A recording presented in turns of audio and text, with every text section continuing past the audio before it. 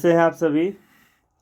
आप देख रहे हैं यूजी नेट का जो एग्ज़ाम हुआ था, यूजी नेट का जो एग्ज़ाम हुआ था और वो 15 मार्च को हुआ था 2023 में। उसका आप क्वेश्चन भी देखेंगे, समझेंगे भी कहाँ पे आपको समस्या हुआ था, नहीं हुआ था, उसको ध्यान से देखेंगे। ठीक है, चलिए क्वेश्चन नंबर की ओर आगे हम लोग बढ़ते हैं। क्वेश्चन नंबर हमने 51 से स्टार्ट किया है। सबसे पहला क्वेश्चन है कि क्लासिकल अनुकूलन के बारे में, किसके बारे में, क्लासिकल अनुकूलन के बारे में निम्नलिखित में से क्या नहीं है। यहाँ पर आप लोग ध्यान दीजिएगा कि क्या नहीं है। तो जो नहीं है ना, उसको हमको क्या करना है, उसका चयन करना है कि क्या नहीं है। क्लियर हो गया ना बात को। ठीक है, तो सबसे पहले ऑप्शन नंबर ए देखिए। क्लासिकल अनुकूलन को, किसको, क्लासिकल अनुकूलन को उत्तरदाता अनुकूलन भी कहा जाता है। किसको, क्लासिकल अनुकूलन को उत्तरदाता भी कहा जाता है। तो यह बात क्या सही है या गलत है? यह बात सही है या गलत है, इस पे हम लोग मतलब क्या करेंगे, हम लोग धीरे धीरे करके इस पे चर्चा करेंगे, धीरे धीरे करके।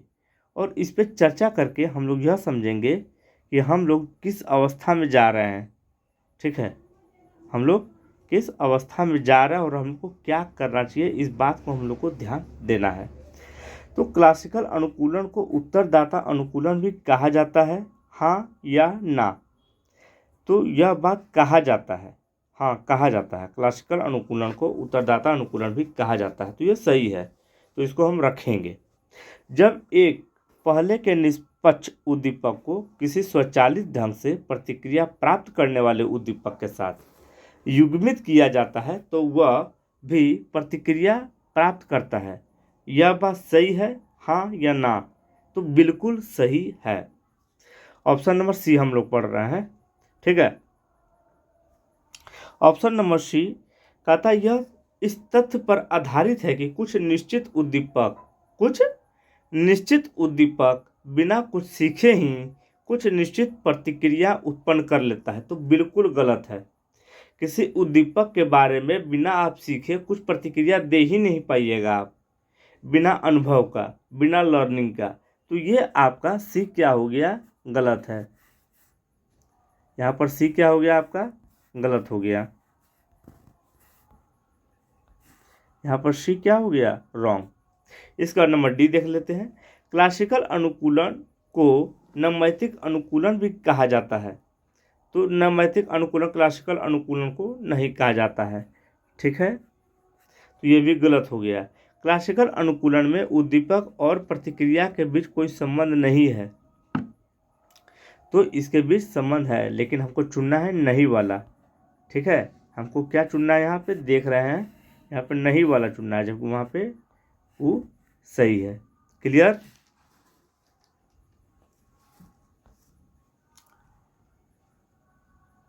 जो गलत है उसको चुनना है, लेकिन यहाँ पे ये सही बता रहा है।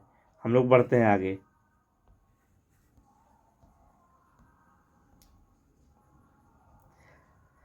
कहता है निम्नलिखित में से कौन प्रत्यक्ष परख के बारे में सही है। किसके बारे में, प्रत्यक्ष परख के बारे में निम्नलिखित में से कौन सही है, इसके बारे में हम लोग चर्चा करेंगे। ठीक है, तो आकृति, प्रदीप्ति, रंग, दूरी। तो इसमें से आप क्या देखेंगे, जो ए है यानी आकृति और जो सी है रंग, यानी ए और सी यानी 1 नंबर, उन्होंने भी 1 नंबर ही मारा है, यहाँ देखिए। ठीक है, तो एक यानी आकृति और दूसरा रंग, तो ये जो है प्रत्यक्ष परक ज्ञान के बारे में सही है। ठीक है, प्रत्यक्ष परक ज्ञान यहाँ पर आप देख सकते हैं, कहता है choose the most appropriate answer from the question given below. जो अप्रोप्रिएट है, जो प्रत्यक्ष है, उसको हम लोग को चुनना है। तो एक आकृति हो गया, दूसरा रंग हो गया। क्लियर? इसके बाद नेक्स्ट क्वेश्चन के हम लोग आगे पढ़ रहे हैं। निम्नलिखित में से कौन दीर्घावधि स्मृति के प्रकार है। क्लियर हो गया। इसमें अंग्रेजी में अगर आप देखेंगे तो choose the most appropriate answer from the option given below. तो क्वेश्चन क्या है इसका, which of the following are the type of long term memory, LTM, LTM that means long term memory के बारे में यहाँ चर्चा किया जा रहा है। तो लॉन्ग टर्म मेमोरी के बारे में यहाँ चर्चा किया जा रहा है। तो यहाँ पर देखेंगे क्या दिया हुआ है, मतलब लॉन्ग टर्म मेमोरी के बारे में कौन से स्मृति के प्रकार हैं। घोषणात्मक स्मृति पहला है, ऑप्शन नंबर ए घोषणात्मक स्मृति, क्षणदीप्ति स्मृति, घटनाजन्य स्मृति या संवेदी स्मृति। इसमें से कौन होगा, इसमें से कौन होगा? तो इसमें से आप ध्यान दीजिएगा, जिन्होंने ये मारा है 1 नंबर उनका भी सही होगा, यानी ABC ये भी सही है और AC जिन्होंने मारा है उसका भी सही है। ठीक है, आप लोग समझ रहे हैं बात को। यानी D को अगर आप छोड़ देते हैं, किसको छोड़ देते हैं, D को छोड़ देते हैं, या आपने अगर ABC अगर मारा है तो भी आपका सही है। क्लियर, अगर आपने सिर्फ AC मारा है A और C तो भी आपका सही है। इसका मतलब ये हुआ कि घोषणात्मक स्मृति के बारे में जिन्होंने मारा, क्षणदीप्ति स्मृति के बारे में मारा, घटनाजन्य स्मृति के बारे में मारा, वो सही है। संवेदी स्मृति जो है लॉन्ग टर्म में नहीं आता है। ठीक है, इसका 2 आंसर होता है। क्लियर हो गया, आगे बढ़े। कथन निम्नलिखित कौन सा कथन सही है, यानी कौन से कथन सही हैं। कहता सभी बुद्धिमान व्यक्ति सृजनात्मक होते हैं। जितने भी बुद्धिमान व्यक्ति होते हैं वे सृजनात्मक होते हैं। क्लियर। इसके बाद कहा जा रहा है कि सृजनात्मकता को अपसारी चिंतन के रूप में भी जाना जाता है। ऑप्शन सी, सृजनात्मकता अनुवांशिकता रूप से निर्धारित होती है। ऑप्शन डी, बुद्धि और सृजनात्मकता के मध्य संबंध के बारे में शोध निश्चयात्मक नहीं है। शोध निश्चयात्मक नहीं है, ये इसमें बताया जा रहा है। और देखिए इन्होंने क्या किया है, ऑप्शन नंबर 3 इन्होंने मारा है, जबकि ऑप्शन 3 नहीं, ऑप्शन 4 सही होगा, यानी ऑप्शन नंबर 4 इसमें सही होगा, यानी बी और डी इसका सही आंसर है। अब इस पे ध्यान दीजिएगा आप लोग, बी और डी में क्या कहा जा रहा है कि क्या सही है। तो सृजनात्मकता को अपसारी चिंतन के रूप में, कौन चिंतन, अपसारी चिंतन के रूप में सृजनात्मकता को जाना जाता है। ठीक है, और बुद्धि और सृजनात्मकता के मध्य संबंध के बारे में शोध निश्चितात्मक नहीं है, निश्चित नहीं है कि उनके बीच में संबंध है या नहीं है। ठीक है, बहुत सारे आलोचक हैं। निम्नलिखित में से कौन कौन भाषा विकास के पक्षों की ओर इंगित करते हैं। निम्नलिखित में से कौन कौन भाषा विकास के पक्षों की ओर इंगित करते हैं।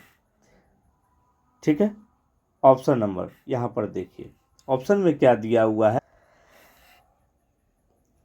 प्रयोगमूलक, वाक्य विन्यास, अंकन और अर्थ विज्ञान, ये दिया हुआ है। इसमें से देखिए प्रयोगमूलक होगा क्या, हाँ होगा, होगा प्रयोगमूलक। ठीक है, वाक्य विन्यास होगा क्या, यानी ए नंबर होगा क्या, हाँ। बी नंबर होगा क्या वाक्य विन्यास, हाँ। ए भी हो गया। इसके बाद कहता अंकन होगा क्या, नहीं। अर्थ विज्ञान डी नंबर, हाँ होगा।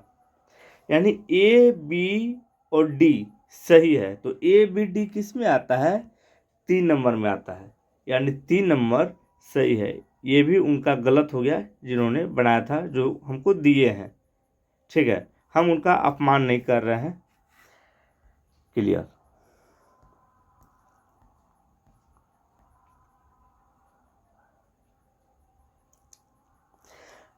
यहाँ देखिए नेक्स्ट क्वेश्चन, निम्नलिखित में से कौन भाषा सापेक्षता प्राकल्पना के बारे में सही है? निम्नलिखित में से कौन भाषा सापेक्षता प्राकल्पना के बारे में सही है? ठीक है, तो यहाँ पर अब देखेंगे, चिंतन भाषा उत्पन्न करता है, गलत, नहीं करता है। भाषा प्रतिक्षण ज्ञान और समझ को आकार देता है, तो हाँ देता है। क्लियर हो गया? इसके बाद कहता है भाषा चिंतन को निर्धारित करता है। अब बताइए, भाषा जो है वो चिंतन को निर्धारित करता है, तो बिल्कुल हाँ, भाषा जिस प्रकार रहेगा वो चिंतन को निर्धारित करता है, ये मनोवैज्ञानिकों द्वारा कहा गया है। इसमें हम और आप तर्क नहीं कर सकते हैं। इसके बाद चिंतन और भाषा में परस्पर प्रभाव है, तो नहीं, ये बात गलत है। तो इसका आंसर क्या निकल कर आया? इसका आंसर निकल कर आया बी और सी, यानी बी और सी। इसका मतलब 2 नंबर इसका सही है। ठीक है, आगे बढ़ते हैं।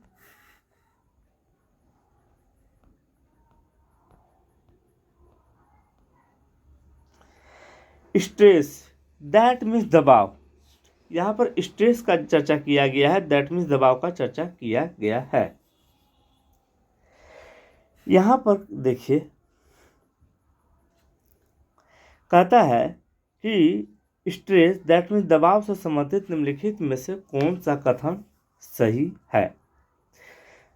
ऑप्शन नंबर ए पढ़ रहे हैं, मानवोद्विक स्टेट्स दैट मीन्स एंथ्रोपोजेनिक, भीड़ भाड़ जैसे स्टेटस यानी दबावकारी को संदर्भित करता है, तो बिल्कुल सही है। स्टेट ना इसको संदर्भित करता है। ए नंबर आपका सही है। तो ए वाला जो है ये और ये दो को इंडिकेट कर रहा है कि ये सही है। अब हमको चयन करना है कि ए के साथ बी सही है या ए के साथ डी सही है। ऐसे भी हम लोग इसको देख सकते हैं। तो एक तो बी पढ़ेंगे, दूसरा डी पढ़ेंगे। फिर कह रहा है कि मानव के आरोग्य पर पृथ्वी की ऊर्जा को प्रभाव को जियोपैथिक स्टेट्स कहा जाता है, तो बिल्कुल सही है। ये बिल्कुल सही है। इसका मतलब 1 नंबर सही है। इसके बाद आप सी नंबर देख लीजिए क्या कहता है, व्यक्ति द्वारा स्वयं को मानव निर्मित वस्तुओं के अभिकल्प में अनुरूप दैट मीन्स फिट होने के स्टेज को एनर्जेटिक स्टेट कहा जाता है, नहीं, ये गलत है। इसके बाद कहता है डी नंबर, इगोर्नोमिक स्टेट्स दैट मीन्स रेडियोधर्मी किरण के उदासन के कारण पर्वत स्टेट्स को संदर्भित करता है, तो ये भी गलत है आपका। ठीक है, यानी 1 नंबर आपका सही है। 1 नंबर में आता है ए और बी सही है। आगे बढ़े।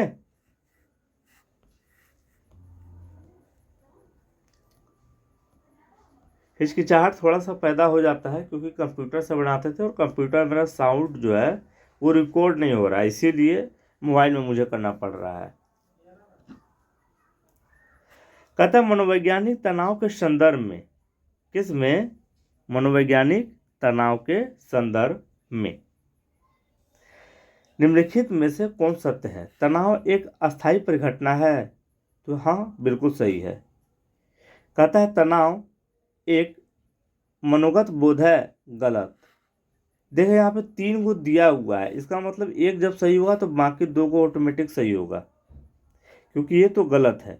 व्यक्तिगत और तनाव के बीच में कोई संबंध नहीं है, गलत। मतलब देखिए यहाँ क्या कह रहा है, यहाँ पर ये कह रहा है, कहाँ पर, यहाँ पर ये कह रहा है, माफ कीजिएगा थोड़ा सा मिस्टेक हो रहा है, फिर इसको इरेज करने दीजिए। हाँ, कहता तनाव एक मनोगत बोध है, सही बात। तनाव जो होता है वो मन से बोध होता है। कहता व्यक्ति और तनाव के बीच में कोई संबंध नहीं है, यह बात गलत है। इष्टतम निष्पादन के लिए मात्र एक तनाव आवश्यक है। अगर निष्पादन परफॉर्मेंस आपको अच्छा करना है तो थोड़ा सा स्ट्रेस लेना होगा, जो अच्छी बात होती है। इसका मतलब इसका 4 सही है। आंसर नंबर 4 इसका सही है। आगे बढ़े। कहता निम्नलिखित में से नेतृत्व के संबंध में क्या क्या सही है। नेतृत्व के संबंध में ओके, कहता है कि नेता जो होते हैं अनुयायियों को प्रभावित करते हैं। कौन? नेता। और नेतृत्व में स्थिति महत्वपूर्ण नहीं होती है। सभी प्रबंधक नेता होते हैं और स्वयं व्यवहारी दैट मीन्स ट्रांसैक्शनल नेता रूपांतरिक ट्रांसफॉर्मेशनल नेताओं से भिन्न होते हैं। तो इसमें से आपको देखिए यहाँ पर इन्होंने क्या किया है, एक मारा है, जबकि उनका एक क्या होगा, एक क्या होगा बताइए। आप लोग अगर देखे होंगे इसको बढ़िया से तो आपको समझ में आया होगा कि इसका जो है इन्होंने एक जो मारा वो बिल्कुल सही नहीं है, क्योंकि यहाँ पे आंसर जो है एक होगा और इन्होंने 3 मारा है। हम बाद में देखें कि ये 3 मारा है, जबकि एक होगा इसका आंसर, यानी ए और डी सही है। ठीक है, यानी इसका जो है नेता अनुयायियों के प्रति प्रभावित करते हैं और स्वयं व्यवहारी नेता रूपांतरिक नेताओं से भिन्न होते हैं। ठीक है, ए और डी सही है।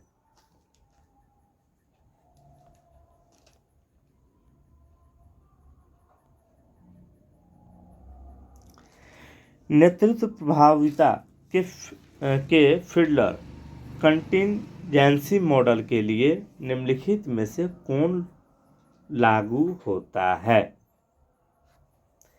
ठीक है, इसमें से कौन लागू होता है उसके बारे में हम लोग को क्या करना है, बताना है।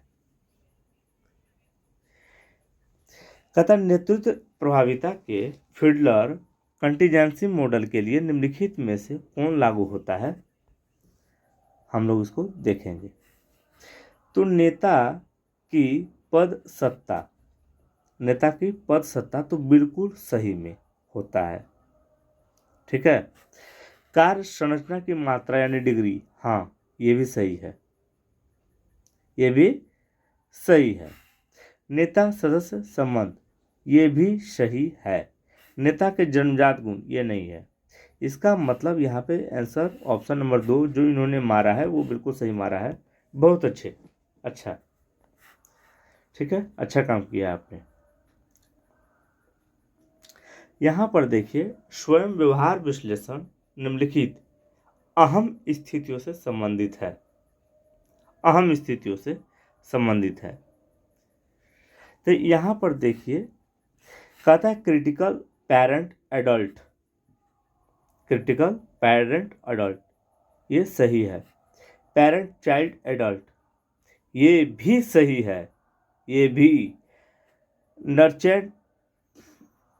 नर्चरेंट पेरेंट लिटिल प्रोफेसर ये भी सही है। तो गलत क्या है ये, हाँ ये गलत है। इसका मतलब 1 नंबर सही है, यानी 1 इसका राइट आंसर है, यानी ए बी सी सही आंसर है इसका। ठीक है, आगे बढ़े।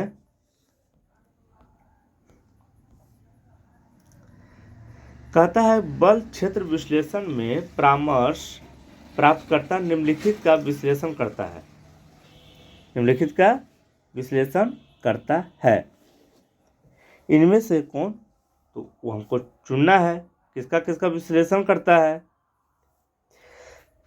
ऑप्शन नंबर ए, बल जिसका प्रयोग स्वयं को क्षेत्र में दृढ़ता से प्रस्तुत करने के लिए किया जाता है, नहीं गलत है, ये गलत है। कभी कभी ये काम भी लगता नहीं करता है क्या, गलत है ये। कहता बल जो किसी के संसाधनों में शामिल है, तो हाँ ये सही है। तो यहाँ पर देखिए अगर ऑप्शन से चुने तो 3 नंबर हमें दिख रहा है कि इसमें बी ऑप्शन दिया गया है। ठीक है, इसके बाद तो बी में क्या दिया गया है, डी। तो डायरेक्ट हम डी को पढ़ सकते हैं, लेकिन हमको तो पढ़ना ही है टोटल। कहता है कि कार्रवाई प्रारंभ करने के लिए परामर्शदाता द्वारा प्रयुक्त बल, ये भी गलत है। इसके बाद स्थिति में सुसाध्य कारक और निरोधक कारक, ये सही है, ये सही है। कहता है बल क्षेत्र विश्लेषण के परामर्श में परामर्शकर्ता निम्नलिखित में से किसका किसका विश्लेषण करता है, तो बी और डी ये 2 का विश्लेषण करता है। ठीक है, यहां पर देखिए कहता है क्या कि परामर्श कार्य में किस कार्य में? परामर्श कार्य में। अग्रगत समानुभूति, दैट मीन्स एडवांस एम्पैथी, ठीक है, कहता है सिंपैथी होना चाहिए यहाँ पे, में निम्नलिखित सम्मिलित है। क्या सम्मिलित है? इसके बारे में हम लोग देखेंगे। दीपों को जोड़ना और कथ्यों को पहचानना, यानी तथ्यों को हमको लगता है यहाँ पे होगा, तथ्यों को पहचानना, तो ये सही है, ये सही है। इसके बाद कहता है कि कथ्यों को पहचानना और विचार मंथन, ये आपका गलत हो गया।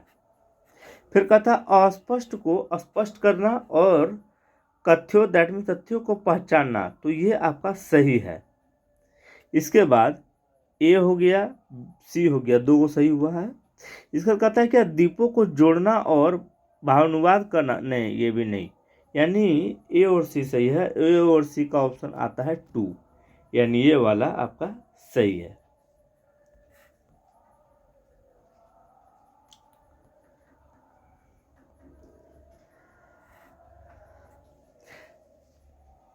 शास्त्रीय दैट मीन्स क्लासिकल अनुकूलन के सिद्धांत का प्रयोग निम्नलिखित में होता है। किस में होता है? शास्त्रीय अनुकूलन के सिद्धांत का प्रयोग निम्नलिखित में से किस में होता है? इसका जिक्र अभी हम लोग करेंगे, ठीक है। तो कहता है टोकन इकोनॉमी, बिल्कुल गलत। सुव्यवस्थित असंवेदीकरण, अगर देखा जाए तो हाँ, तो ये सही है। सुव्यवस्थित असंवेदीकरण दैट मीन सिस्टमेटिक डिसेंसिटाइजेशन। इसके बाद कहता है क्या? वैद्युत आलोड़न उपचार, ये गलत है, that means electro convulsion therapy, ये नहीं होगा। विरुचि उपचार दैट मीन्स एवर्सन थेरेपी, तो हाँ, ये होगा। इसका मतलब क्या हो गया? ये 4 नंबर सही है, और इन्होंने भी सही मारा है, बहुत अच्छे।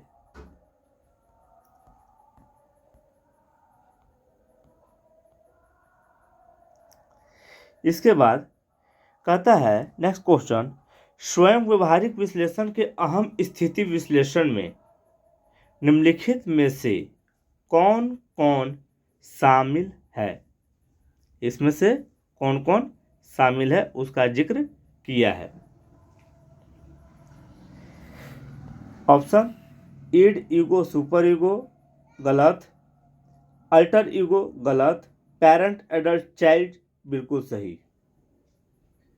स्वैच्छिक एवं अनैच्छिक ईगो, गलत। इसका सी सही है, और सी किस में आता है? 3 नंबर में। इसका मतलब 3 नंबर ये सही है। यहाँ पर देखिए आ गया मैचिंग वाला। क्या आ गया आपका? मैचिंग वाला। ये जबरदस्त है, लेकिन किसका क्या होगा ये आपको बताना है, ठीक है।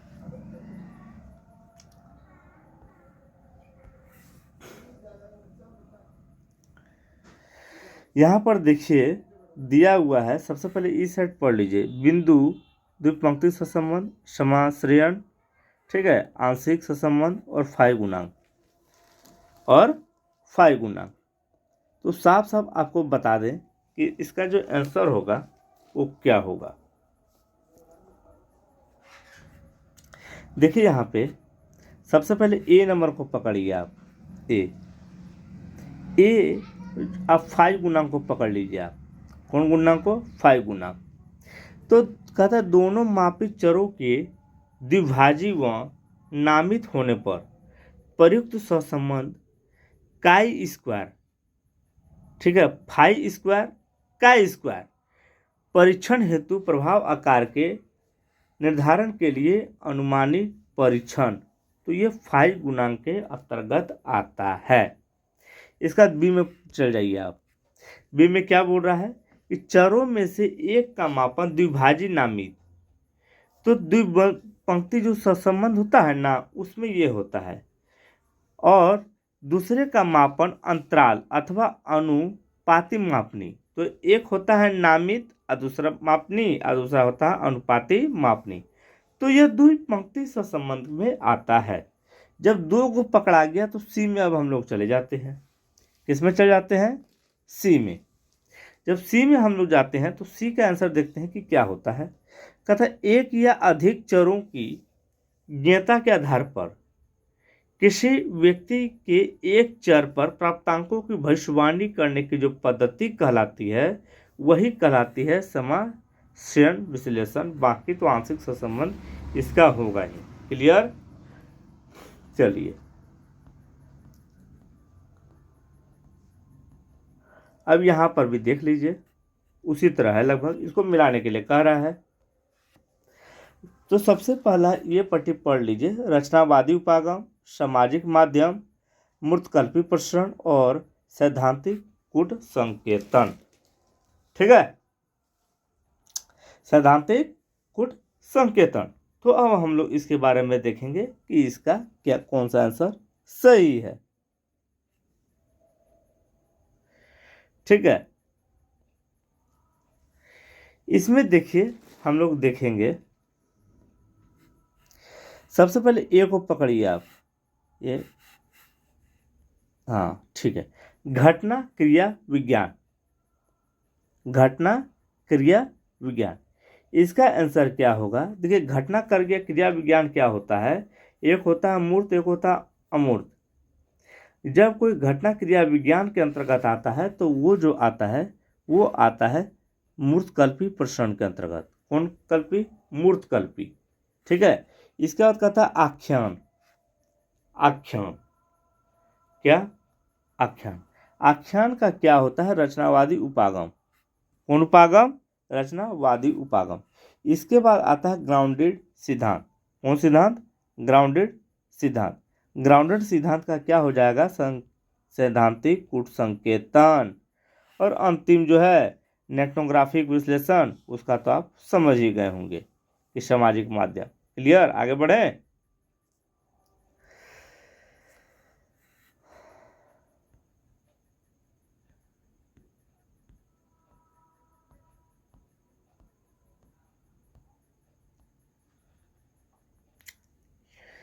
इसके बाद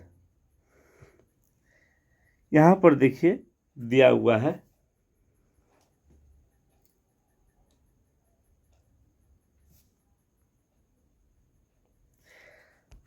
बड़ा कर लिए हैं इसको हम। यहां पर देखिए क्या दिया हुआ है, मानविटनी परीक्षण, लुकोक्सन, साइडेक रैंक टेस्ट, क्रूस्कल वैलिस टेस्ट और फ्राइडमैन टेस्ट। ठीक है, इस सब के बारे में अगर अच्छा से अगर आपने पढ़ा होगा तो आप इसको समझ पाए होंगे, वरना तब तो कोई बात ही नहीं है। ठीक है, नहीं तो इसको समझना भी इतना आसान नहीं है, इसके लिए बहुत ज़्यादा और अत्यधिक मेहनत होता है इसको समझने के लिए। ठीक है, फिर भी अगर कहिएगा तो हम समझा देते हैं आपको। देखिए ऑप्शन के हिसाब से समझाएंगे तो आपको समझ में आएगा। यहाँ पर देखिए ए नंबर में क्या दिया हुआ है, बिटवीन सब्जेक्ट्स डिजाइन हेतु चिन्हित चर पर 3 या अधिक समूहों के बीच के अंतरों के निर्धारण हेतु प्रयुक्त गैर प्रचालित परीक्षण। तो इसका आंसर देखिए क्या हो जाएगा, इसका आंसर हो जाएगा 3, यानी क्रूस्कल वैलिस टेस्ट। क्रूस्कल वैलिस टेस्ट में क्या होता है, 3 या अधिक समूह जो होते हैं उसके अंतरण का निर्धारण होता है। ऑप्शन नंबर बी, यह देखने के लिए कि क्या मतलब कि क्या किया जाने वाला गैर प्रचालित प्रतिशत का एक सैंपल से प्राप्त अंक कितनी बार एक अन्य असंबद्ध सैंपल से प्राप्त अंक से अत्यधिक रूप से अधिक है। तो ये क्या हो जाएगा, इसको कहते हैं मान बीटनी। कौन बीटनी? मान बीटनी। इसका ऑप्शन नंबर सी में हम पढ़ रहे हैं। ठीक है, जब यहाँ पर देख लिए, देखिए एक और चीज़ ध्यान देने वाली बात है, यहाँ पर ए का हमारे 3, तो ए का तो 3, एक ये भी था कि ये भी था, लेकिन जब बी का हम मारे तो बी में मारे ना तो उसमें बी का आ गया 1, तो इसका मतलब मानविटनी आ गया, इसका मतलब इसका आंसर क्या हो जाएगा, इसका आंसर 2 हो जाएगा। ठीक है, बाकी आप पढ़ लीजिएगा वीडियो को पॉज करके। और इन्होंने भी, अरे वाह, इन्होंने देखिए 2 मारा, बहुत अच्छे बहुत अच्छे, गुड। फिर यहाँ पर देख लीजिए, यहाँ पर दिया हुआ है थ्रस्टन, गुडमैन, लिकर्ट, ऑसगुड। ऑसगुड का नाम ना थोड़ा ज़्यादा आता है, हमने ध्यान दिया है इस बात पे। ऑसगुड का नाम थोड़ा ज़्यादा आता है। यहाँ पर देख लीजिए, सबसे पहला संकलनात्मक रेटिंग मापनी। तो संकलनात्मक रेटिंग मापनी जो होता है वो क्या होता है, लिकर्ट द्वारा दिया गया था। किसके द्वारा? लिकर्ट। हाँ, तो ये जो मापनी दिया गया था, संकलनात्मक रेटिंग मापनी, ये दिया गया था लिकर्ट के द्वारा, पहला नंबर। फिर कहता है शब्दार्थ विभेदक, ये तो आप जानते ही होंगे, शब्दार्थ विषयक विभेदक मापनी किसने दिया था? तो यह दिया गया था ऑसगुड द्वारा। इसके बाद कहता है समान प्रतीत, प्रतीत, समान प्रतीत, समान प्रतीत होने वाला, यानी उसी टाइप से लगने वाला अंतराल मापनी को क्या कहा जाता है? तो इसको कहा जाता है थ्रस्टन। ये किसने बताया था? थ्रस्टन ने बताया था। और संचरण मापनी गुडमैन। चलिए आगे बढ़े हम लोग। तो इसका आप तो समझ गए होंगे कि इसका आंसर 2 है। देखते हैं इन्होंने क्या मारा है। 3 मारा है इन्होंने। इसके बाद यहाँ देखिए,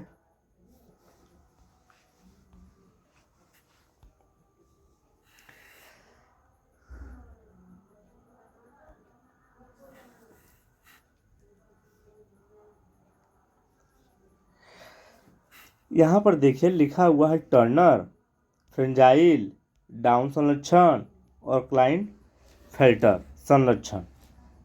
तो इसके बारे में एक करके हम लोग देखेंगे कि इसमें से कौन सा सही है या होगा। तो सबसे पहले टर्नर के बारे में पढ़ेंगे। तो टर्नर के बारे में हम आपको बता देना चाहते हैं कि टर्नर जो थे अंडाणु जिसमें कोई भी एक्स शुक्राणु निषेचित होता है, एक एक्स स्पर्म धारण करने वाले संयुक्त होते हैं, तो इसको कहा जाता है टर्नर संलक्षण सिंड्रोम। फ्रेजाइल वाला क्या होता है? तो फ्रेजाइल वाला भी समझ लीजिए। फ्रेजाइल क्या होता है? एक्स क्रोमोसोम संपीड़ित या खंडित होता है, फ्रेजाइल। क्लियर? इसके बाद कहता है डाउन संलक्षण। कौन सा लक्षण? डाउन संलक्षण। तो डाउन संलक्षण क्या होता है? साउंड लक्षण क्या होता है? अतिरिक्त 21वां अंडाणु जो होता है उससे संबंधित है डाउन संलक्षण। तो उसके बारे में मेरा वीडियो में देखिएगा तो आपको विस्तार से मिल जाएगा। इसके बाद आता है क्लाइनफेल्टर संलक्षण। तो एक्स गुणसूत्र में असंतुलन, जहां अंडाणुओं से 2 एक्स शुक्राणु 1 वाई स्पर्म से युग्मित होते हैं, ठीक है, वो क्लाइनफेल्टर के अंतर्गत आता है। आगे बढ़ जाए हम लोग, यानी इसका 2 नंबर सही है। ठीक है, इन्होंने 3 मारा है। यहाँ पर भी आप लोग ध्यान दे सकते हैं। क्या ध्यान दे सकते हैं? ये सबसे पहला बात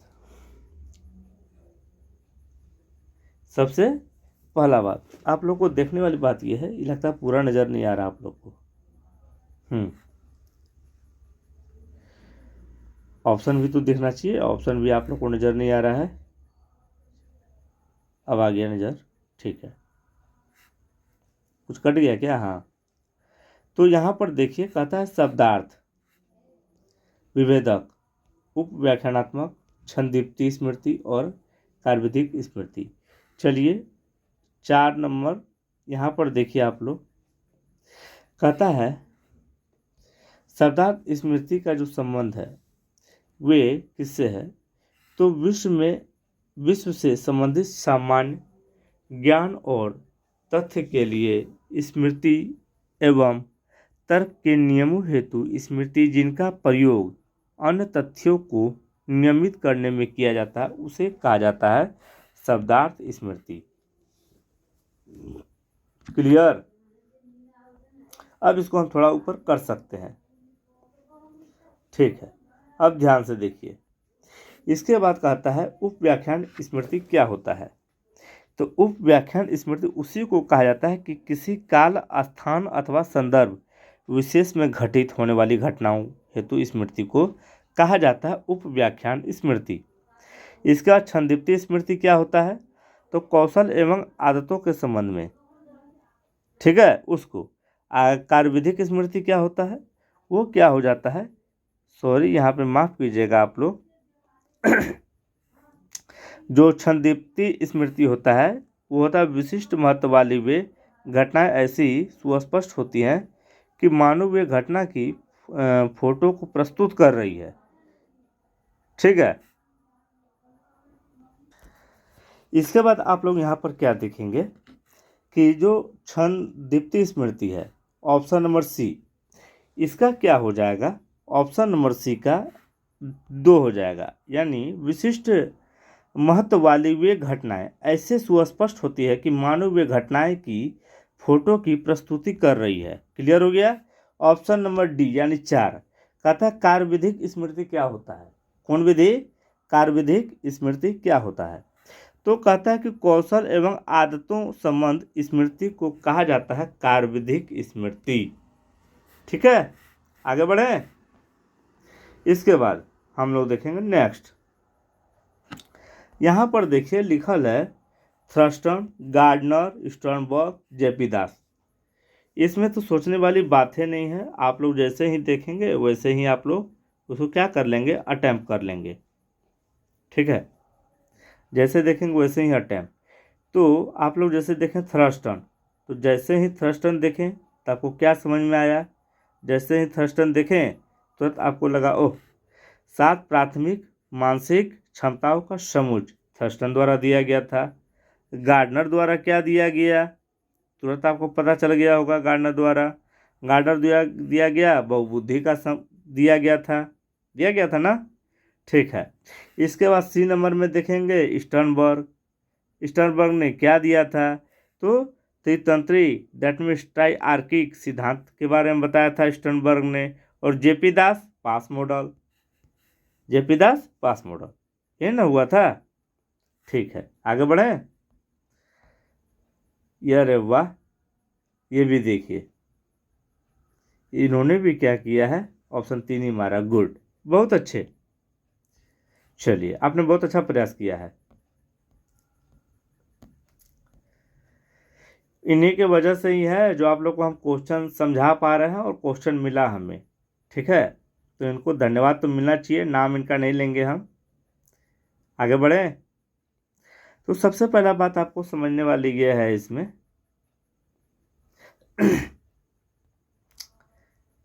चलिए एडजस्ट हो गया। यहाँ पर देखिए कहता है आगमनात्मक तर्कना क्या होता है। आगमनात्मक तर्कना तो हमने पहले पढ़ रखा है, इसीलिए आपको बता पा रहे हैं फटाफट।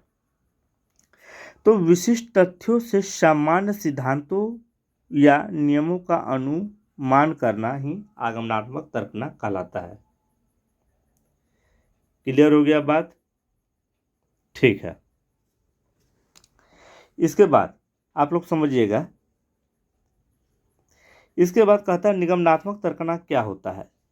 तो निगमनात्मक तर्कना क्या होता है, समान सिद्धांतों या नियमों से विशिष्ट दृष्टांतों का अनुमान। इसके बाद ऑप्शन सी स्वानुभविक शोध प्रणाली क्या होता है। तो यह होता है संगणनात्मक सरल उपाय जो अधिकांश समय पर पर्याप्त रूप से सटीक अनुमान प्रदान करते हैं।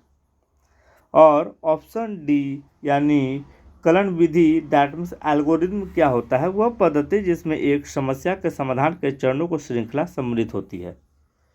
ठीक है, देखिए, अरे वाह, देखिए ये 4 मारे हुए हैं, बहुत अच्छे।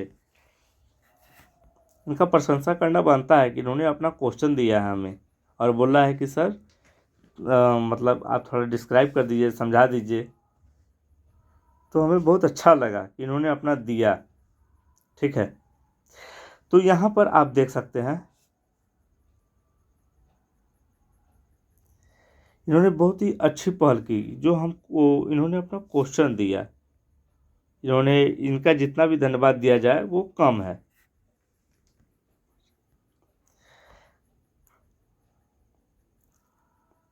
चलिए एडजस्ट हुआ। यहाँ पर देखिए कह रहा है क्या कि संवेग किन्हीं उद्दीपकों के प्रति बृहद रूप से सहजता प्रतिक्रियाएं होती है। तो इसका आंसर क्या हो जाएगा? उद्विकासीय सिद्धांत। ये सिद्धांत जो है उद्विकासीय होता है। संवेग, ऑप्शन बी पढ़ रहे हैं हम। कहता है कि संवेग स्वायत्त उद्दीपक के प्रतिक्षण के परिणाम होते हैं। क्या होता है? तो जेम्स लैंग सिद्धांत द्वारा बताया गया था। ऑप्शन सी कहता है कि उत्तेजन के संवेग का अनुमान किया जाता है और उसे परिभाषित करने के बाद चिन्हित करते हैं। तो ये आता है सेक्टर का द्विकारक सिद्धांत में आता है। इसके बाद ऑप्शन डी कहता संवेग का मस्तिष्क के उप प्रांतस्थ क्षेत्र से उद्गम होता है। तो ये किसके अंतर्गत आता है? तो ये आता है केनन बोर्ड का सिद्धांत। किसमें आता है? केनन बोर्ड का सिद्धांत। यानी इसमें जो ऑप्शन 2 है वो सही है। ये ऑप्शन 3 मारे हुए थे, कोई बात नहीं है।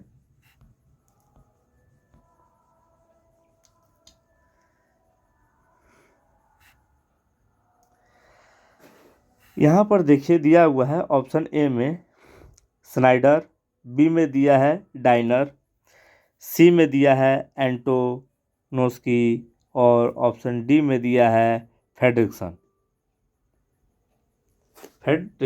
ठीक है, अब इसको हमको बताना है। इसका देखिए दिया हुआ है स्नाइडर का हो जाएगा सबसे पहले आशा सिद्धांत। स्नाइडर जो होता है वो आशा सिद्धांत के अंतर्गत आता है। डाइनर क्या होता है? डाइनर जो होता है वो आता है बॉटम अप बनाम बॉटम डाउन आनंद सिद्धांत, वो डाइनर में आता है। इधर हो गया। फिर एंटोनोस्की में क्या आता है? एंटोनोस्की में आता है सेल्यूटोजेनिक मॉडल आता है एंटोनोस्की में। और फ्रेडरिक्सन में क्या आता है? फ्रेडरिक्सन में आता है ब्राडन और बिल्ड मॉडल। चलिए आगे बढ़ते हैं।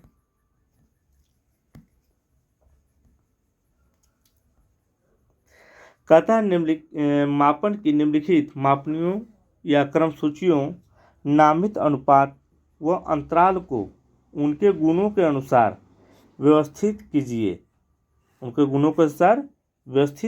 कीजिए। ठीक है, तो चलते करते हैं व्यवस्थित। तो पहचान कहता है मापन के निम्नलिखित मापनियों क्रम सूचक नामित अनुपात व अंतराल को उनके गुणों के अनुसार व्यवस्थित कीजिए। तो पहचान होता है क्या? तो पहचान को देखिए, इसको क्या बोल रहा है? क्रम सूचक मापने की तरह कीजिए। तो सबसे पहले ना मेरे हिसाब से क्या जो होगा, तो सबसे पहले हम लेंगे इसमें बी को, फिर लेंगे ए को, फिर लेंगे डी को, फिर लेंगे सी को। यानी बी, फिर ए, फिर डी, फिर सी। ये मेरा पढ़ा हुआ था, आपको बता दिए। क्लियर हो गया? एक बार जब तक हम खुद रीड नहीं कर लेते हैं, पढ़ नहीं लेते हैं, हम कैसे किसी को कुछ बता सकते हैं सही? हमने भी बहुत सारा रिसर्च किया है, इसके बाद ही आपको बता पा रहे हैं। ठीक है, यहाँ पर कह रहा है अब थोड़ा ना स्पीड बढ़ने का हम प्रयास करेंगे। स्पीड बढ़ने का प्रयास नहीं करेंगे तो बहुत लेट हो जाएगा। कहता है मनोवैज्ञानिक उपकरण विकसित करने का सही अनुक्रम क्या है? तो इसका भी देखिए हमने दे रखा था बी, ए, डी, सी। यानी सबसे पहले होगा इसका मद विश्लेषण के बाद होगा विश्वसनीयता स्थापित करना। जब विश्वसनीयता स्थापित जब हो जाएगा तो वैधता स्थापित करना, और जब वैधता भी स्थापित हो जाएगा तब मानक विकसित करना होता है। ठीक है, आगे बढ़ते हम लोग।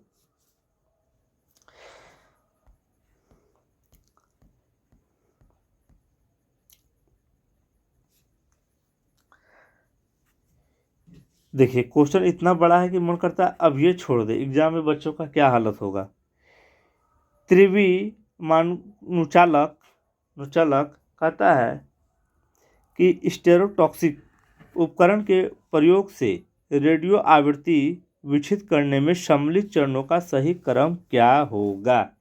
इसको भी मैंने अब क्या किया था, पढ़ रखा था पहले ही, तो इसको भी हम बता देते हैं कि इसका क्या होगा।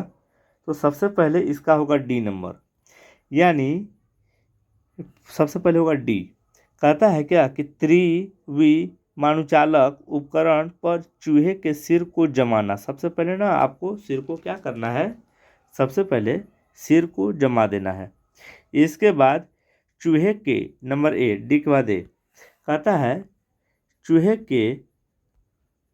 चूहे के कपाल में स्टीरियोटॉक्सिक, ठीक है, मानचित्र प्राप्त निर्देशांकों के प्रयोग से छेद करना। इसके बाद यही आता है। क्लियर हो गया।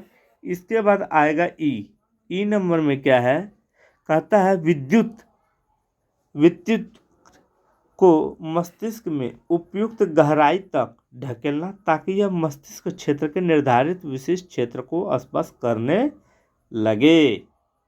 इसके बाद क्या आता है, इसके बाद आता है बी में क्या है, कहता है विद्युग्र इलेक्ट्रोड, दैट मीन्स के सिरे के माध्यम से मस्तिष्क क्षेत्र में रेडियो आवृत्ति धारा प्रभावित करना। और लास्ट में तो आपको पता है सी होगा, सी दैट मीन्स चूहे के कपाल के सी पढ़ रहे हैं, चूहे के कपाल के छेद को बंद करना और उपयुक्त चिकित्सा उपचार उपलब्ध कराना। ठीक है, यानी इसका ऑप्शन नंबर 3 सही है। बहुत अच्छे, ये भी यही मारे हुए हैं, बहुत अच्छे, बहुत अच्छा प्रयास किया है आपने। यहाँ पर देखिए क्या दिया हुआ है कि प्रेक्षण मूलक, कौन मूलक, प्रेक्षण मूलक अधिगम में निम्नलिखित पदों को उनके घटित होने के क्रम में व्यवस्थित कीजिए। जो घटित होता है ना प्रेक्षण मूलक, उसको उस क्रम में सजाइए, ये हमें बोल रहा है। ठीक है, ये हमें बोल रहा है कि उसको सजाना है। तो इसको भी हमने पहले देख रखा था। सबसे पहले आएगा इसमें अवधान, दैट मीन्स बी। क्या आएगा इसमें, अवधान आ गया, क्लियर हो गया। जब अवधान आ जाता है तो अवधान के बाद आता है अवधारणा, सॉरी माफ कीजिएगा, धारणा। अवधान के बाद क्या आता है, धारणा के बाद आता है पुनरुत्पादन यानी सी, और अंतिम आता है अभिप्रेरणा, दैट मीन्स डी। तो इसका मतलब क्या हो गया, देख लेते हैं। 4 नंबर बी ए सी डी, 4 नंबर, इसका 4 नंबर सही है। आगे बढ़ते हैं। 3 इन्होंने मारा, कोई बात नहीं है। कहता है कि दबाव के निम्नलिखित शारीरिक परिणामों को शल्य द्वारा प्रस्तावित क्रमानुसार व्यवस्थित कीजिए। इसको व्यवस्थित करने के लिए बोल रहा है। ठीक है, क्या करने बोल रहा है, व्यवस्थित करने के लिए बोल रहा है इसको। इसका मतलब सबसे पहले अलार्म की आवश्यकता जो होती है वो सबसे पहले होती है, दैट मीन्स बी नंबर।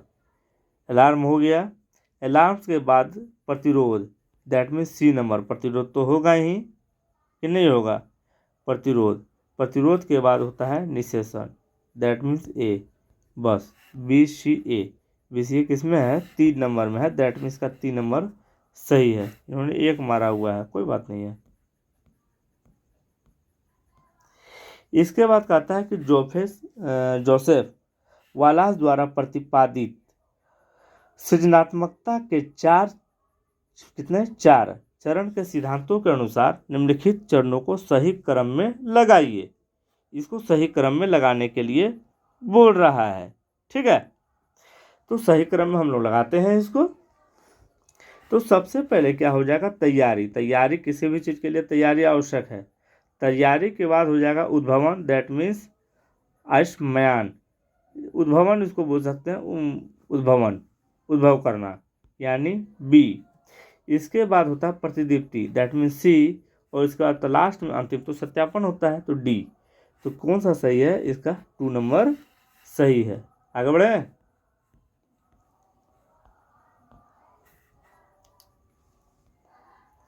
यहाँ पर देखिए लिखा है निम्नलिखित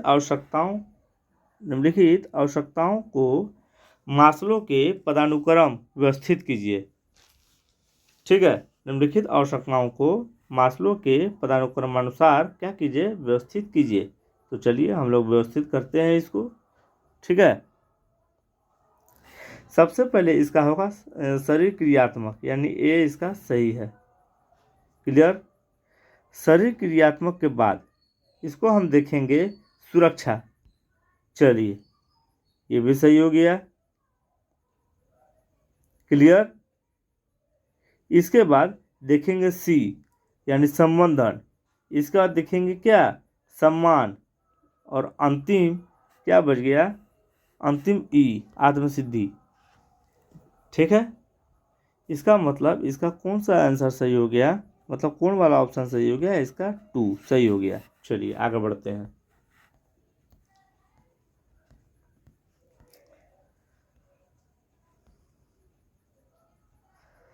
कहता जो व्यक्ति अभिप्रेरण चक्र के लिए लालायित हो उसके लिए निम्नलिखित का सही क्रम क्या होगा। इसमें भी बोला है सही क्रम लगाने के लिए। सही क्रम बहुत ज़्यादा ही नहीं बोल दिया यूसीनेट वाला। ठीक है, तो लगाते हैं। तो सबसे पहले विश्राम सही है, ए होगा इसका। इसका कहता लक्ष्य तक पहुंचना, बिल्कुल सही। इसके बाद देखिए लक्ष्य तक पहुंचना नहीं, नैतिक व्यवहार होगा, नैतिक व्यवहार। नैतिक व्यवहार के बाद ही होगा कि लक्ष्य तक पहुंचना, बी। इसके बाद होगा खाद्य पदार्थ का उपभोग। इसके बाद होगा समस्थिति। दैट मीन्स इसका 1 नंबर सही है। आगे बढ़ते हैं।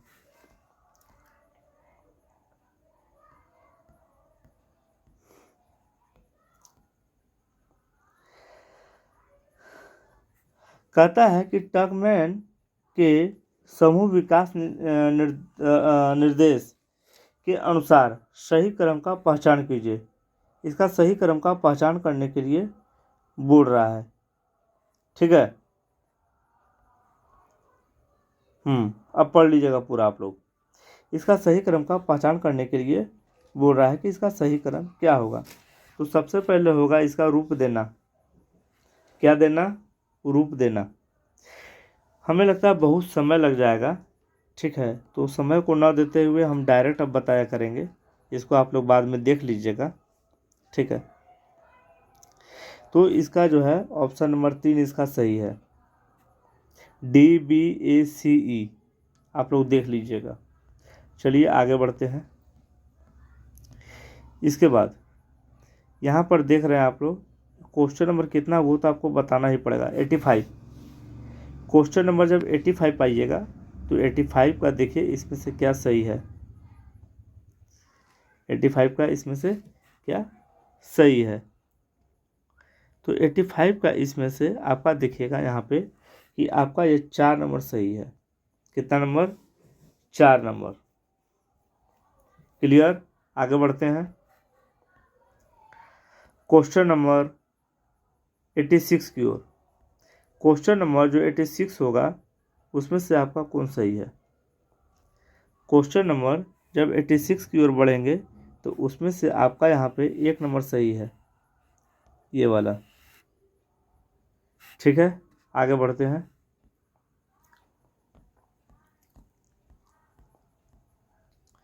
यहाँ पर देखिए क्वेश्चन नंबर कितना आ गया, क्वेश्चन नंबर 87 है। 87, यस 87। Question number 87।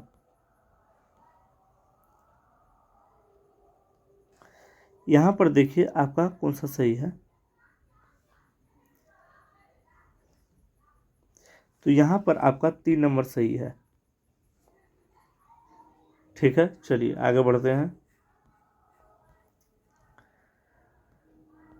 इसके बाद इसमें से देखिए आपका कौन सही है।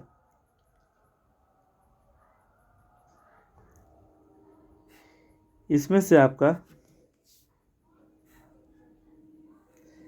1 नंबर सही है, पढ़ लीजिएगा। ठीक है आप लोग। इसके बाद देखिए, देख लिए क्वेश्चन, इसमें से आपका कौन सही है। तो इसमें से आपका 2 नंबर सही है। क्लियर हो गया। फिर देखिए नेक्स्ट आ गया क्वेश्चन, इसमें से आपका कौन सही है? इसमें से आपका 2 नंबर सही है। आप वीडियो पॉज करके या धीरे करके देख सकते हैं, वरना वीडियो बहुत ज़्यादा लेंदी हो जाएगा। इतना लेंदी हो जाएगा कि पूछिए मत। हवाई जहाज़ के बारे में आप लोग पढ़े होंगे हमेशा बुक में, और उसमें देखा भी होगा आप लोगों ने, बहुत देखा ही होगा, 100% देखा होगा। इसमें से आपका 3 नंबर सही है।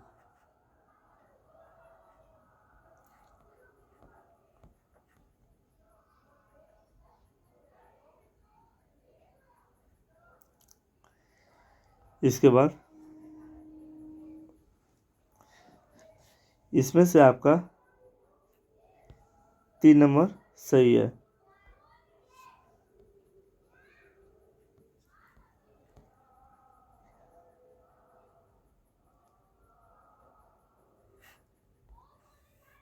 इसमें से आपका 2 नंबर सही है।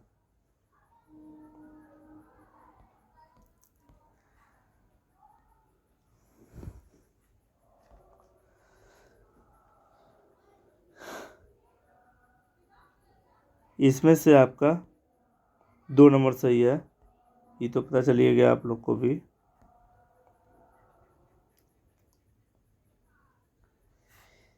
ये देखिए, इसमें से आपका 3 नंबर सही है।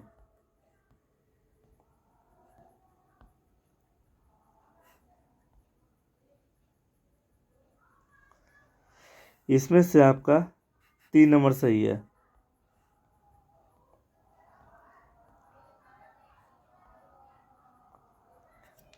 क्वेश्चन पढ़ते जाइए, आंसर आपको मिलते जाएगा कि कौन सही है कौन सही नहीं है। इसमें से आपका 2 नंबर सही है।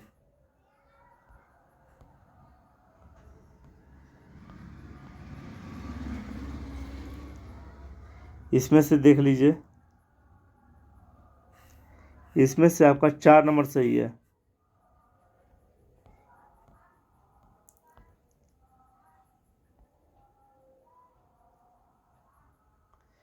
इसके बाद इसमें से आपका 4 नंबर सही है।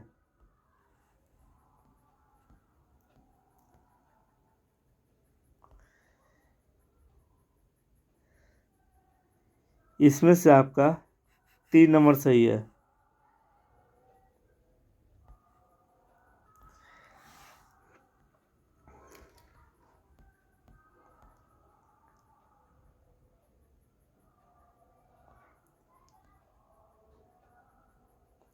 क्वेश्चन तो देख ही रहे होंगे आप लोग, ठीक है? क्वेश्चन देख ही रहे होंगे आप लोग। इसमें से आपका 2 नंबर सही है।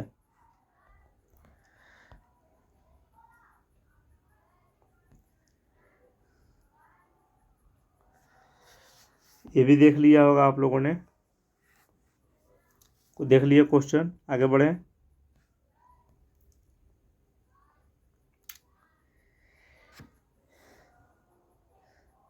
क्वेश्चन तो देख लिया है आप लोगों ने। इसमें से आपका 3 नंबर सही है। इन्होंने भी सही मारा है।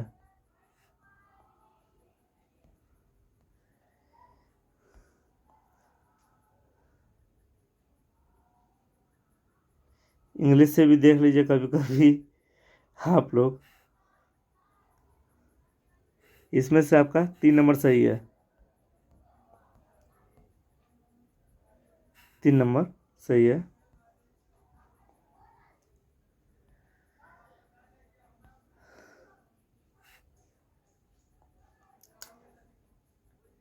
इसमें से आपका 1 नंबर सही है।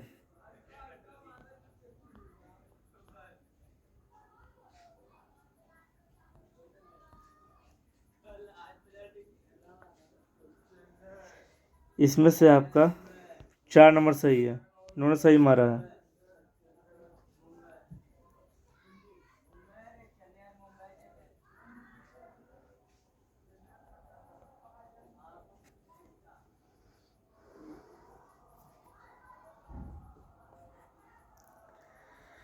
आपने देख लिया है इस क्वेश्चन को, आगे बढ़ते हैं।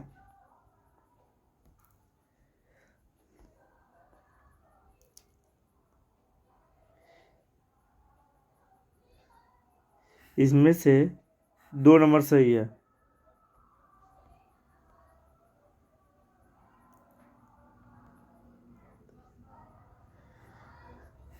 इसमें से इनका 3 नंबर सही है। आप वीडियो को स्लो मोड में डाल दीजिएगा, आपको मिल जाएगा। मतलब पढ़ भी लीजिएगा, देख भी लीजिएगा, अपने से मार भी लीजिएगा। ठीक है, कोई परेशानी आपको नहीं होगी।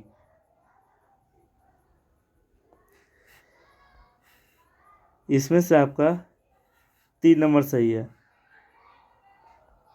देख लीजिए। ठीक है,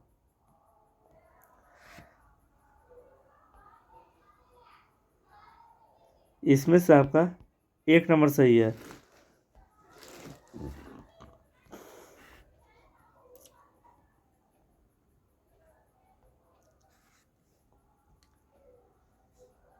इसमें से आपका 3 नंबर सही है।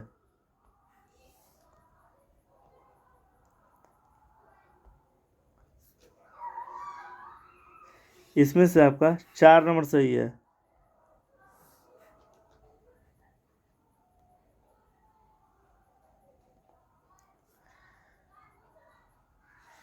इसमें से आपका 3 नंबर सही है।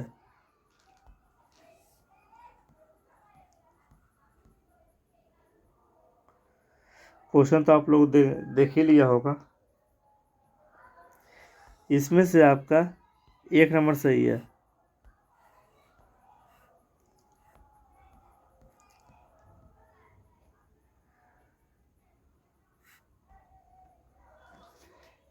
इसमें से आपका 1 नंबर सही है।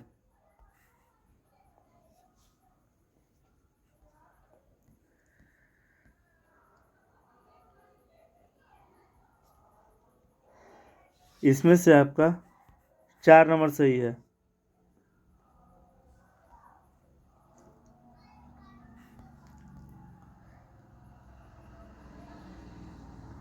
इसमें से आपका 4 नंबर सही है।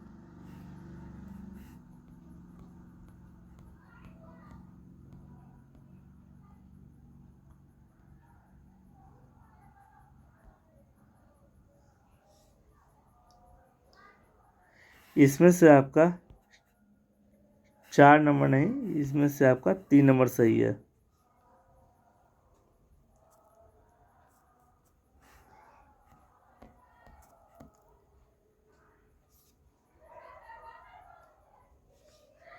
इसमें से आपका 2 नंबर सही है।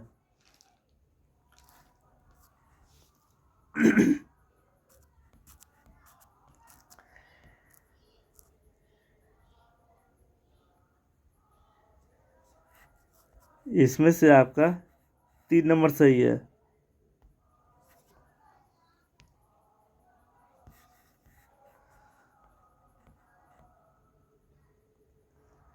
इसमें से आपका 1 नंबर सही है।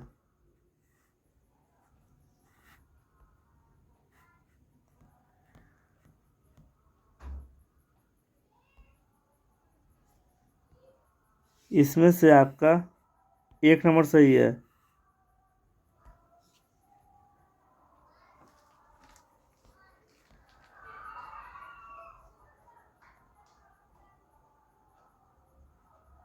इसमें से आपका 4 नंबर सही है।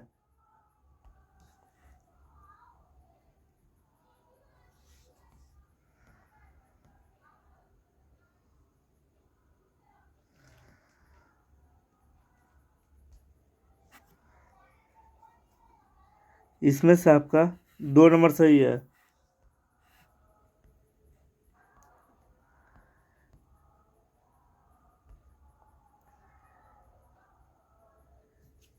इसमें से आपका 3 नंबर सही है।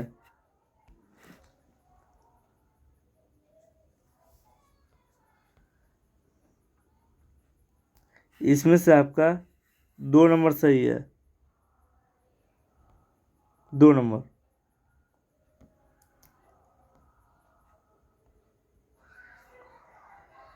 इसमें से आपका 3 नंबर सही है।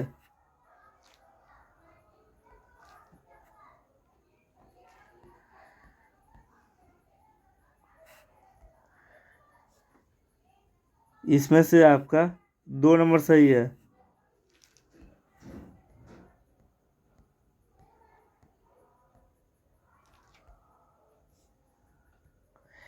इसमें से आपका 1 नंबर सही है।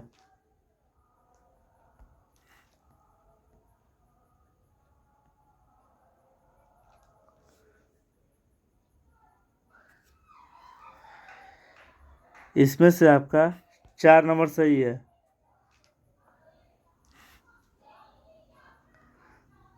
इन्होंने सही मारा है। इनका ये पहला प्रयास था जिन्होंने यह दिया है हमें।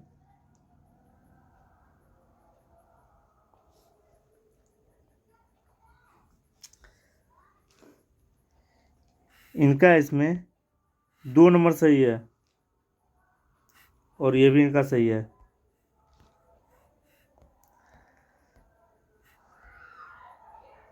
इसके बाद 4 नंबर इनका सही है। इसमें मतलब इसमें 4 नंबर सही होगा।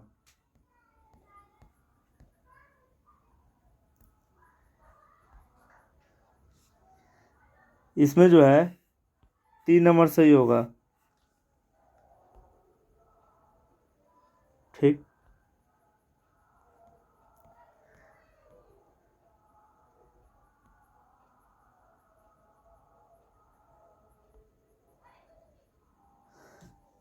इसमें जो है 1 नंबर सही है।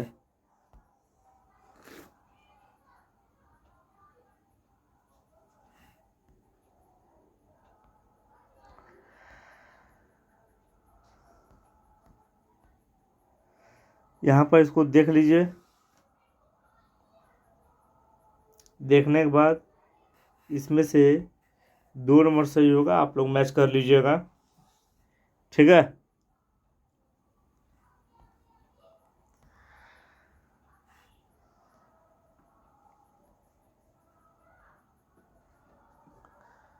इसके बाद इसमें 3 नंबर सही है।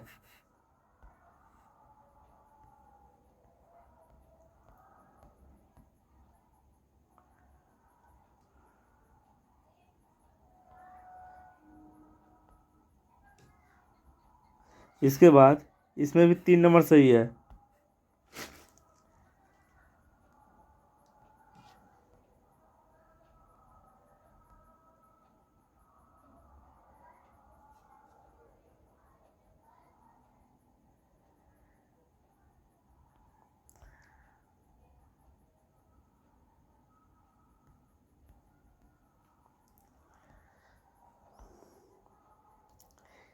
इसमें जो है 1 नंबर सही है।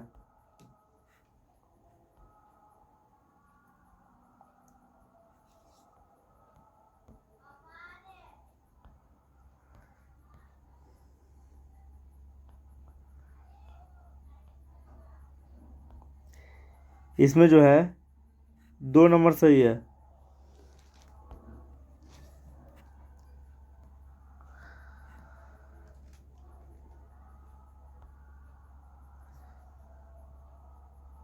इसमें जो है 1 नंबर सही है।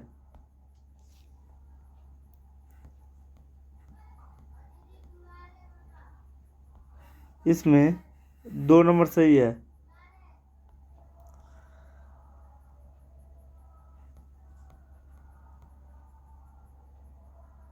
इसके बाद 1 नंबर इसमें सही है।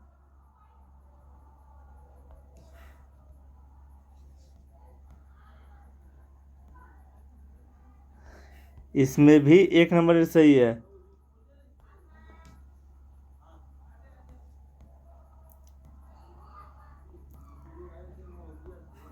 इसमें 4 नंबर सही है।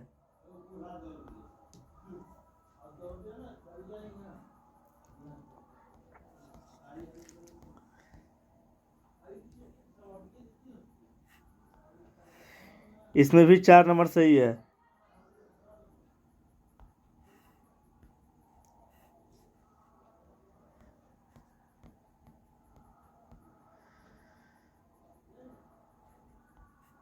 इसमें 2 नंबर सही है।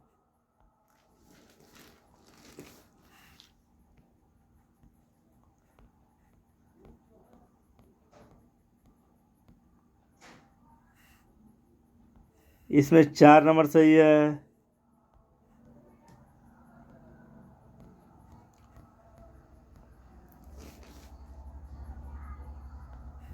इसमें 3 नंबर सही है।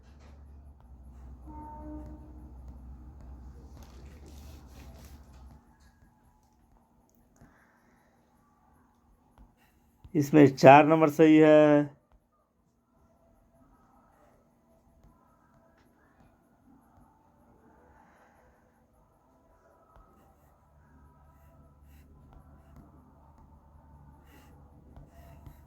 इसमें 3 नंबर सही है।